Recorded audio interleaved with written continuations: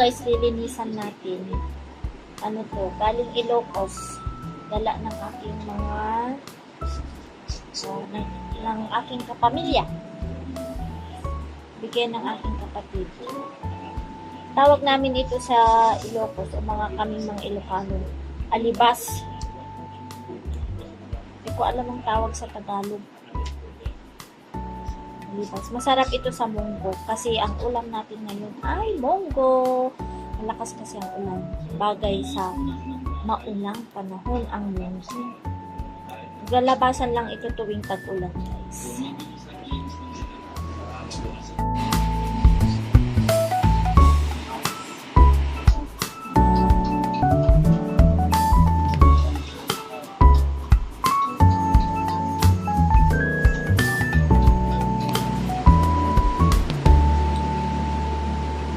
Linisan lang natin to and then hugasan na natin and then ilagay na natin sa munggo natin. Napalambot ko na yun. Pinapalambot ko na yung sahog na buto-buto ng baboy.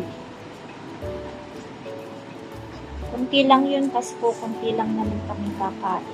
Kasi lang kami ng anak ko. Yung anak ko, yung mga dalaginding namin. Kaya, kunti lang, kunti-kunti lang para maubos.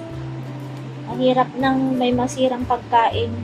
Lalo na't ang hirap ng buhay ngayon, di ba? Ihalo ko na lahat ito kasi baka masira. Ito ilang araw na to, oh. Ang healthy pa, oh. Inis-inis muna tayo.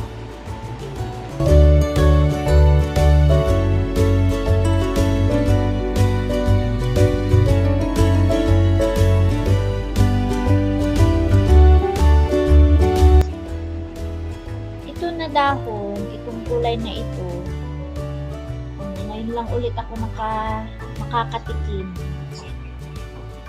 sa tagal ng panahon. Dekada na yata.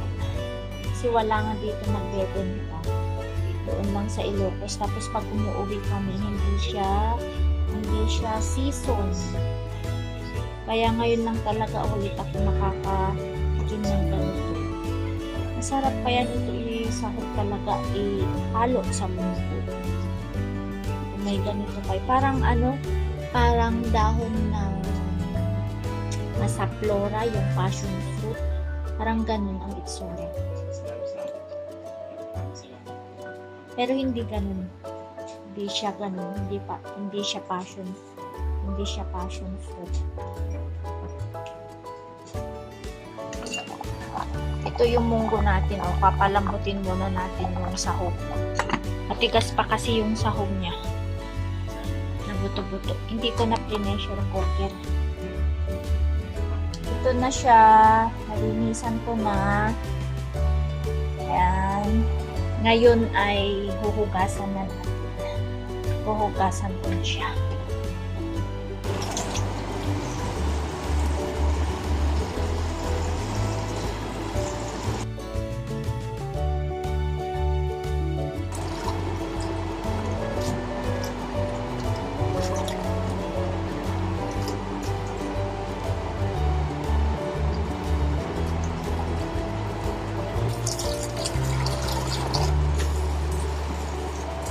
Yan, ito na yan.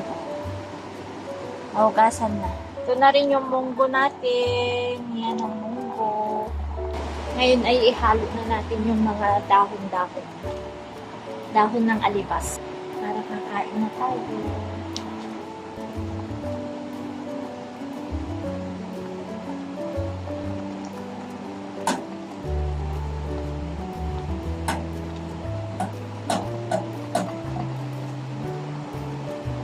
Yan, naihalo na natin. Takpan muna natin para maluto. And then, lakasan natin yung apoy. Pag kumulo na at naluto na, pwede na tayong kakain. Kumula na yan. Madali lang maluto yung mga dahon-dahon. See you mamaya. Haluin lang natin para yung babaw maihalo mabuti. Ma-absorb niya yung lasa. Charan!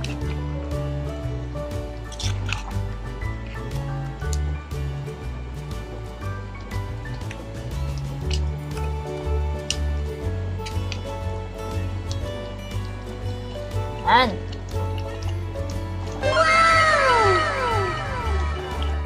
Kain tayo, guys. Ito na yung naluto ko na munggo, tapos na may alibas.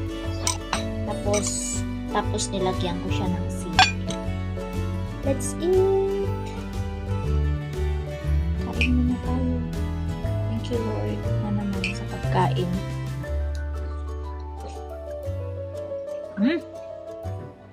Sarap. Kain muna tayo.